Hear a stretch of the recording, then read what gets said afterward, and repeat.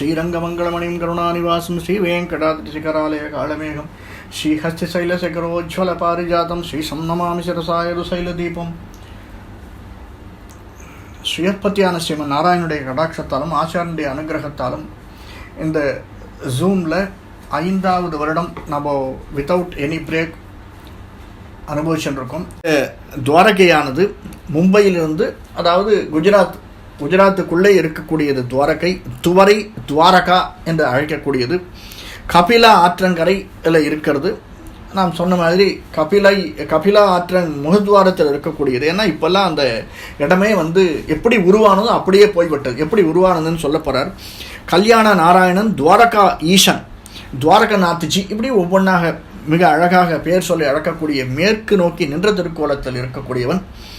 கல்யாண நாச்சியார், லக்ஷ்மி, ஸ்ரீ ருக்மிணி, அஷ்டமகிழ்ச்சிகள் இந்த பலவர் தேவதைகள் இருக்கக்கூடிய இடம். கோமதி நதி, சமுத்திர சங்கமம். அதில் சொன்னோம், இது கபிலா நதி அப்படின்னு கோமதி என்று அழைக்கக்கூடிய நதியும் அந்த சங்கமத்தில் இருக்கக்கூடியது. ஹேமக்கூட்ட விமானம் பிரத்யக்ஷம் பல பேருக்கு இருந்தாலும் முக்கியமாக பாஞ்சாலிக்கு. ஏன்னா பாஞ்சாலிக்கு கிருஷ்ணா துவாரகாவாசான்னு தான் கூப்பிடுறான். என்னுடைய இதயத்தில் இருப்பவனேன்னு கூப்பிடல. ரொம்ப ஃபேமஸ் அந்த வார்த்தை துவாரகாவாசா. அதனால தான் கொஞ்சம் நாழி ஆயிடுத்த பகவான் போகிறதுக்கு அப்படின்னு சொல்லுவாள். நம்மாழ்வாராலும், திருமிஷையாழ்வாராலும், பெரியாழ்வாராலும், ஆண்டாளாலும், திருமங்கையாழ்வாராலும் மங்களாசாசனம் செய்யப்பெற்ற துவாரகை. திருமிஷையாழ்வார் வித்தியாசமானவர். பார்க்கலாம். இந்த 5 பேர் மங்களாசாசனம் பண்ணுற ஆழ்வார்களில் கம்சவதத்திற்கு பின்பு, கம்சவதத்திற்கு முன்பு அப்படிங்கிறது பகவானுடைய இதில் மோராலஸ் ஈக்குவலாக தான் பாகவதம் சொல்லிச்சு. அது ஈக்குவலாக தான் சொல்கிறது. கம்சவதத்திற்கு முன்பு தான் அதிகமாக சொல்கிறது. கம்சவதத்திற்கு பின்பு அப்படிங்கிறத பாகவதம் ரொம்ப சுருக்கமாக தான் சொல்கிறது. நாராயணத்தையும் நம்ம பார்த்தோம், பாகவதம் அப்படி தான் சொல்கிறது. பிறந்தவாறும் வளர்ந்தவாறும் அப்படின்னு புராணம் சொல்கிறது. இதை பெரிய பாரதம் கை செய்து ஐவருக்கு திறங்கள் காட்டி இட்டு செய்து போன மாயங்களும் அப்படிங்கிற திருவாய்மொழியில் இது வில்லிபுத்தூரார் அனுபவிச்சு ரொம்ப அழகாக அனுபவிப்பார். துவாரகையும் கிருஷ்ணனையும் வில்லிபுத்தூரார் பாசுரங்கள் அனுபவிச்சு வில்லிபுத்தூராழ்வார் ரொம்ப நன்னா இருக்கும் அந்த பாசுரங்கள். நம்ம சொல்கிற மாதிரி இந்த கிருஷ்ணா துவாரகாவாசான் தான் கூப்பிட்றாவோ. நம்ம என்ன இது பாருங்கள். இதில் கம்சன் காலயவனன் அப்படின்னு நம்ம கேள்விப்பட்டிருப்போம். இதற்கு முன்னாடி இந்த கதையை நம்ம கேள்விப்பட்டோம். காலயவனன் அப்படிங்கிறதும் அதற்கடுத்தது முசுகுந்தன், இவ 2 பேரையும் பற்றின கதையை நம்ம நாராயணத்தில் நம்ம விலாவாரியாக பார்த்தோம். கார்கிய முனிவர், இந்த கார்கிய முனிவருக்கு குழந்தை பேர் இல்லைங்க. தசரதன் மாதிரி ரொம்ப நாள் குழந்தை பேர் இல்லை. இந்த குழந்தை பேர் இல்லாதவர் என்ன பண்ணுறார், ஆனால் குழந்தை பேர் இல்லையே அப்படின்னு ரொம்ப வருத்தமாக இருக்குது. ஒருத்தருக்கு குழந்தை இல்லை அப்படின்னு வச்சே நம்ம பெரியவாளே என்ன பண்ணுவான், முதல்லலாம் அப்படி ரொம்ப பக்குவமாக கேட்பா. குழந்தை இருக்கான்னு கேட்க மாட்டா. வீட்டில் ஆற்றுல வேறு யார் இருக்கா அப்படின்னு கேட்பா. இல்லை என் பையன் இருக்கான், என் பொண்ணு இருக்கா, எங்கள் அம்மா இருக்கா, எங்கள் மாமியார் இருக்கா அப்படின்னு வாயால் வருத்தம். உன் பொண்ணியே இருக்கானா, பொண்ணு இருக்காளா, இப்படி கேட்கவே மாட்டான். ஆனால் இந்த கார்கிய முனிவருக்கு பார்த்தவன் என்ன பண்ணிட்டாளாம், அந்த யாதவர் குலத்தில் பிறந்தவா, அவளுக்கு யாதவ குலத்தில் ரொம்ப நிறைய எல்லாருக்கும் நிறைய குழந்தைகள் உண்டு. இவரை பாட்டு கொஞ்சம் கேலியாக சொல்லிட்டாளாம். இவர் பேடியாக இருக்கக்கூடியவர், பிள்ளையே இல்லாதவர் அப்படிங்கிறதுனால. அதனால் இவர் பண்ண ஒரு வெறி சிவனை குறித்து தவம் பண்ணுறார். தவம் பண்ணி எப்படியாவது ஒரு மைந்தன் வேணும் அப்படின்னு சிவபெருமானை நோக்கி தவம் பண்ணி ஒரு மைந்தனை, காலயவனன்னு ஒரு மைந்தனை சிவனோட அருளால் பெறுகிறார். அந்த மைந்தன் கிட்டத்தட்ட அந்த மைந்தனால தான் யாதவ குலமே அழிகிறது அப்படிங்கிற மாதிரி பின்னாடி வரக்கூடிய கதைகள் உண்டு. இந்த கண்ணன் சமுத்திரராஜன்கிட்ட 12 யோஜனை பரப்பான். ஒரு யோஜனை அப்படிங்கிறது சில பேர் சொல்லுவா 10 கிலோமீட்டர் அப்படின்னு, 10 யோஜனை தூரம் அப்படின்னு. ஒரு யோஜனை அப்படிங்கிறது 10 கிலோமீட்டர்னு சொல்லுவா. ஒரு யோஜனைங்கிறது 1 கிலோமீட்டர் அப்படின்னு சொல்வார்கள் உண்டு. 10 கிலோமீட்டர் அப்படின்னு சொல்கிறார். 12 யோஜனை தூரம் பரப்பான். சமுத்திரத்திலேயே அந்த நிலத்தை வற்றச் செய்து அந்த இடத்துல ஒரு பெரிய, இப்போ நம்ம பல இடத்துல பார்க்கலாம். வெஸ்டர்ன் காட்டில் போனோம்னா பல இடத்துல ஒரு சிவன் கோயில் இருக்குது. அலை வரும்போது கோயில், அலை இல்லாத போது கோயில் தெரியும், அலை வந்ததுன்னா கோயில் மூழ்கிடும் அப்படிங்கிற இடங்கள் எல்லாம் இருக்குது. அந்த மாதிரி பகவானுடைய சிருஷ்டியில் இவர் கூட்டு சொல்கிறாராம், சமுத்திரராஜன்கிட்ட நீ 12 யோஜனை பருப்பு உள்ளே வாங்கிடு அப்படின்னு. உள்வாங்கிடு அப்படின்னு சில இந்த சுனாமிலாம் வச்சு உள்ளே போயிடும் இல்லையா, அந்த மாதிரி கொஞ்ச நாள் துவாரகை வந்து அந்த இடத்துக்கு கடல் உள்ளே போய் அந்த துவாரகை நிர்மாணித்ததாக சொல்லக்கூடியது. இப்போ கடல் வந்து மூழ்கிடுத்து அந்த இடத்த.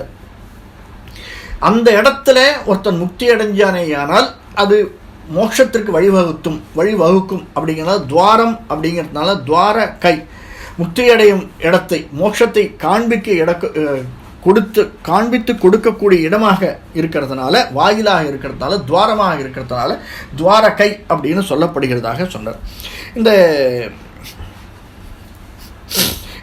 காலயவனன் என்ன பண்ணுறான், இந்த ஜராசந்தன் நம்ம பார்த்தோம்.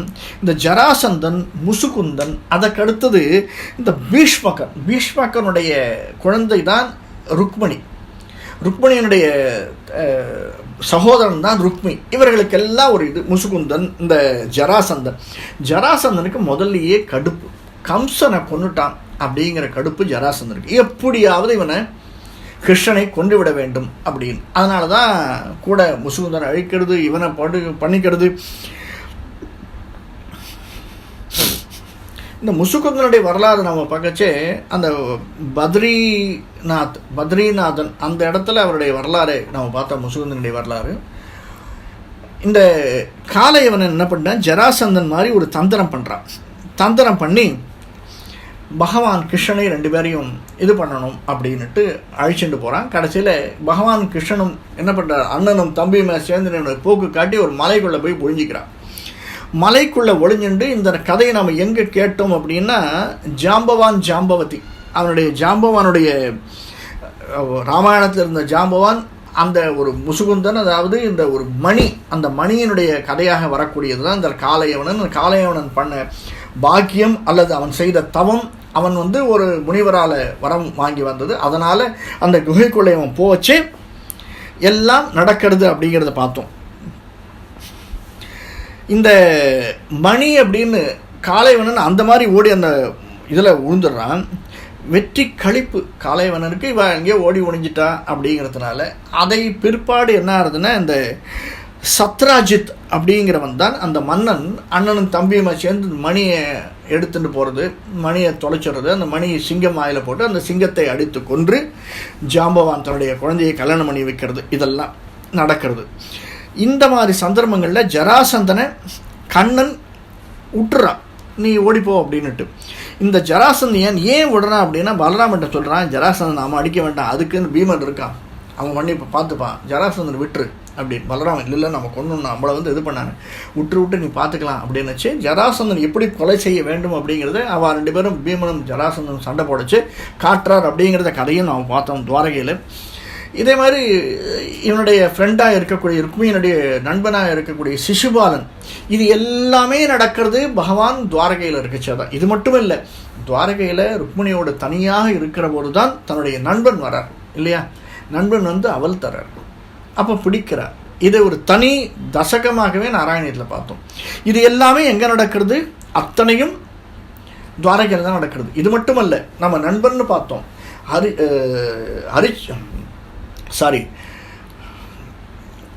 அர்ஜுனனும் துரியோதனனும் வர போருக்கு கண்ணனுடைய படைகளும் கண்ணனும் வேணும் அப்படின்னு கேட்டுண்டு துரியோதனன் வந்து தலைமாட்டில் உட்கார்றான், அர்ஜுனன் கால் மாட்டில் உட்கார்றான்னு பார்த்தோம். அதுவும் துவாரகை. இப்படி எல்லா விஷயங்களும் நடக்கக்கூடிய நடந்த இடமாக இந்த துவாரகாபுரி விளங்கிற்று அப்படின்னு சொல்பவர்கள் உண்டு. இந்த விஷயங்கள் அனைத்தையும் நாம் என்ன பார்த்தோம், இந்த 3 இருக்குது பாகவதத்தில். ராமாயணத்தை எப்படி பாசுரப்படி ராமாயணமோ அது நேற்றையே பார்த்தோம், பாசுரப்படி பாகவதம்னு சொல்லியிருக்காரு. அந்த பாசுரப்படி பாகவதத்தில் இது ரொம்ப அழகாக ரொம்ப விமர்சனம் பண்ணிருக்கார். ஒன்னிடத்தையும் கோவிந்தா கோவிந்தா என்று அரற்றி குளிர்ந்து நாவில் ஊறாத அமிழ்து ஊற உடல் புலகித்து உள்ளமெல்லாம் உருகினானே அப்படின்னு. அதாவது உள்ளமெல்லாம் கோவிந்தா கோவிந்தான்னு உடல் மட்டும் அப்படியே உருகிறதான், உடமே உருகிறது, உள்ளர் உருகிறது அப்படின்றார் வில்லிபுத்தர் ஆழ்வார்.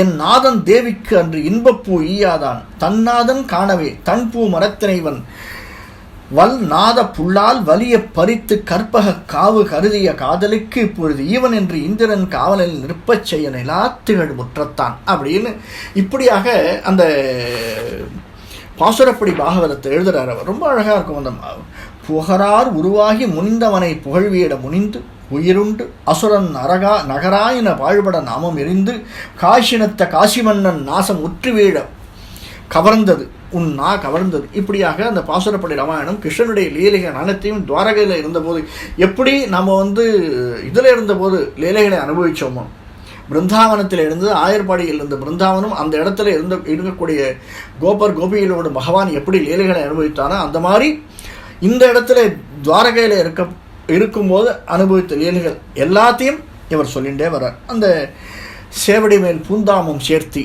அப்படின்னு அறிவினால் குறைவில்லா அகஞாலத்தவர் அரிய நெறியெல்லாம் எடுத்துரைத்து நீர்மையில் நூற்றுவர் வீய ஐயவர்க்கு அருள் செய்து. இதெல்லாமே துவாரகைகளை நீ பிளான் பண்ணது தானே அப்படிங்கிறார். எப்படி பாருங்கள், எல்லாத்தையும் நீ பிளான் பண்ணுற. எப்படி தேவகி சொல்கிறாளோ அந்த மாதிரி நீ எல்லாத்தையும் பிளான் பண்ண. அது மட்டும் இல்லை, வேதவாய்மொழி அந்தணன் ஒருவன் எந்த நின் சரண் என்னுடைய மனைவி காதல் மக்களை பயத்தலும் காணால் கடிய தெய்வம் கொண்டு ஒழிக்கும் என்று அழைப்ப இடரின்றி ஒரு நாள் ஒரு பொழுதில் உலகம் காட்டி ஓடி வந்தாயேன் அருள அப்படிங்கிறார். இப்படியாக பகவானுடைய அவதாரம் நோக்கு துவாரகையில் நிறைய இருந்திருக்கு. அந்த வைகுந்தத்திற்கு பகவான் புறப்பட்டு சென்றதும் இந்த துவாரகையில் இருந்து தான். கடைசியில் எல்லாத்தையும் முடிச்சுட்டு 120 வருடங்களுக்கு மேலே அப்படின்னு சொல்லுவாள். ஏன்னா 80 வயசுக்கு மேலே தான் கண்ணன் இதுக்கே மகாபாரத யுத்தத்துக்கே போகிறான். அதற்கப்புறம் அவளும் 30 வருஷம் இருக்கா, இவனும் 35 வருஷம் இருக்கா. நான் 120 வருடத்திற்கு மேலே இருந்தவர். அதனால தான் ராமானுஜரை ஈக்குவேட் பண்ணி சொல்லச்சு, அவன் கண்ணன் எங்கெங்கெல்லாம் போனானோ, இங்கே ஒரு இடத்தில் பிறந்து ஒருத்தி மகனாய் பிறந்து ஒருத்தி மகனாய் ஒழித்து வளர, அந்த மாதிரி ராமானுஜர் ஒவ்வொரு இடத்துல இருந்தும் மதுராந்தகத்துக்கு போய் மதுராந்தகத்தில் வெளிநாடை துறந்து அப்படின்னு ஒன்றா பகவானுடைய லீலைகள் மாதிரியே அந்த ஞானத்தோடு இழைந்ததாக ராமானுஜருடைய வாழ்க்கை இருக்கும் அப்படின்னு சொல்லுவாள். இதை நம்ம இந்த முக்கியமான விசேஷங்களை சொல்லச்சு நிறைய பாசுரங்கள் நாம் அனுபவிக்க முடியாது, ஓரிரு பாசுரங்கள் அனுபவிக்கலாம். பகவானுடைய லீலையை கொண்டது. சேயன் அணியன் சிறியன் மிக பெரியவன் எப்படி சொல்கிறார் பாருங்கள். திருமழிசை ஆழ்வாருடைய ஒவ்வொரு பாசுரமும் வித்தியாசமாக இருக்கும். சேயன் அணியன், அவனோ சேயன் இல்லையா, அணியன் எல்லாவற்றையும் அணிந்து கொண்டவன். சிறியன் மிகச் சிறியவன், யாரு அவதாரம் எடுத்தால் மிக பெரியவன், சிறியன் மிக பெரியவன். த நெக்ஸ்ட் கான்ட்ராஸ்ட் இல்லையா. வாமனாவதாரம் வித்தின் இம்மீடியட் வித்தின் செகண்ட்ஸ் திருவிக்கிரம அவதாரம். சிறியன் மிக பெரியவன். ஆயன் துவரை கோனாய் நின்ற மாயன் அன்று ஓதிய வாக்கு அதனை கல்லார் உலகத்தில் ஏஜிலராய் மெய்ஞானம் இல். வேற ஒன்றுமே கிடையாது. ஆயர்குலத்தில் பிறந்தவன், திருத்வாரகையில் தலைவனாய் இறந்தவன், கீதையின் சொன்ன சொற்களை கல்லாதவர், இந்த உலகத்தில் உண்மையான மெய்யறிவு பெறாதவர் அப்படின்னுட்டார். இது திருமழிசை ஆழ்வாருடைய பாடல்.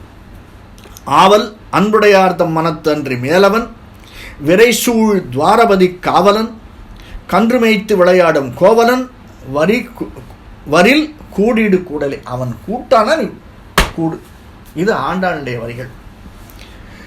அடுத்தது பெரியாழ்வாருடைய பாசுரம். நம்ம முன்னாடியே பார்த்துருக்கோம். பெரியாழ்வாருடைய பாசுரங்கள் நிறைய நம்ம பார்த்துருக்கோம். இருந்தாலும் ஒரே ஒரு பாசுரம் பார்க்கலாம். அந்த இவர் நிறைய பெரியாழ்வார் என்ன சொல்கிறாருன்னா, ஒரு 7-8 திவ்யதேசங்களை மங்களாசாசனம் மன்னச்சே சொல்றார். வடதிசை மதுரை, சாலக்கிராமம் வைகுந்தம், துவரை அயோத்தி, இடமுறை வதரி, இடக்கை இடவகை உடைய எம் புருஷோத்தமன் இருக்கை அப்படின்னு வைகுந்தம் துவரை அயோத்தின்னு சேர்த்து சொல்லிடுறார். நம்மாழ்வார் சொல்லச்சே அன்னை என் செய்யில் என். இப்போதானே பார்த்தோம். அன்னை என் செய்யில் என், என்னதான் இல்லை, என் தாய் என்ன செய்தாலும் அவள் தாய்தான். தேவகி தன்னுடைய குழந்தையை அனுபவிக்கவில்லையே என்று வருந்தினாலும் அவள் தாய்தானே. என் அன்னை என் செயல் என் ஊர் சொல்லி என் தோழிமீர். நான் என்ன சொல்லி எந்த ஒன்று சொல்லி என்ன இப்போ தோழிமீர் என்னை இனி உமக்கு ஆசை இல்லை அகப்பட்டேன். முன்னை அமரர் முதல்வன் துவாரபதி மன்னன் மணிவண்ணன் வாசுதேவன் வலையுளே.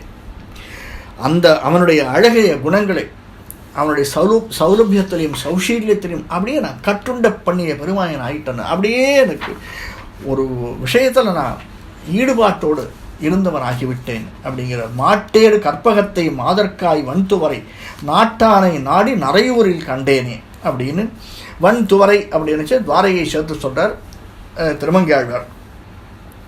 கற்பக மரம் எப்பையும் கேட்கறதுக்கு முன்னாடி கொடுக்கக்கூடியதாக விளங்கக்கூடியது கற்பக மரம். தேவகி ஆகிய சத்யபாமாக்காக அந்த மரத்தை கொண்டு வந்தவன் பகவான் அப்படிங்கிறது சொல்கிறார். இதில் ஒரு வார்த்தை நம்மளுடைய வாசனம் பாருங்கள், முன்னை அமரர் முதல்வன் துவாரபதி மன்னன். அது என்ன முன்னை அமரர் முதல்வன் துவராபதி மன்னன்? எப்படியும் நம்ம விஷயம் இருந்ததுன்னா, இதற்கு அடுத்து குலசேகர பெருமானுடைய இது முடிஞ்சு அடுத்தது திருமழிசையாழ்வாருடைய திருச்சந்த விருத்தம், அதற்கடுத்தது திருமாலை, அதற்கடுத்தது ஒரு சின்ன 2-3 ஆழ்வார்களுக்கு அடுத்தது நம்மாழ்வாருடைய பாசனங்களை பார்க்கச்சே என்னுடைய ஞாபகம் வச்சுக்கோங்க. முன்னை அமரர் முதல்வன் துவாரபதி. ஏன்னா முன்னை அமரர் பெண்ணை அமரர் பார்க்கலாம். துவாரகையை பற்றி பிள்ளை பெருமாளை எங்கேயார் ஒரு வெண்பா பாடிருக்கார். திறம் திறமாய் தாம் தூய்க்கும் தீஞ்சுவையை நாடி. தீஞ்சுவையை நாடி, அது என்ன தீஞ்சுவை இல்லையா? திறம் திறமாய் தாம் தூய்க்கும் தீஞ்சுவையை நாடி அறம் திரம்பி பாதகர் ஓர் ஐவர் நரும் துளவ மா துவரையானே மனம் துணையாய் கொண்டு என்னை காதுவர். ஐயோ மெய் கலந்து அப்படியே தேவகி சொல்கிற மாதிரியே சொல்கிறார். ஐயோ என்னை காக்க மாட்டாயா, எனக்கு நான் உன்னை தவிர வேறு யார் இருக்கா, எனக்கு என்னால் உன்னை அனுபவிக்க முடியல. ஓகே, நீயாவது என்ன அனுபவிக்கலாமே இல்லையா? நீயாவது என்னை ஏற்றுக்கலாமே, உன்னுடைய குழந்தையாக, உன்னுடைய சிஷ்யனாக, உன்னுடைய அடிப்பொடியாக, உன்னுடைய நண்பனாக. பாரதியார் சொல்கிற மாதிரி நண்பனாய் நல்ல ஆசிரியனுமாய் எப்படி வேணாலும் நீ நினச்சினா அந்த மாதிரி என்னை ஏற்றுக்கலாமே.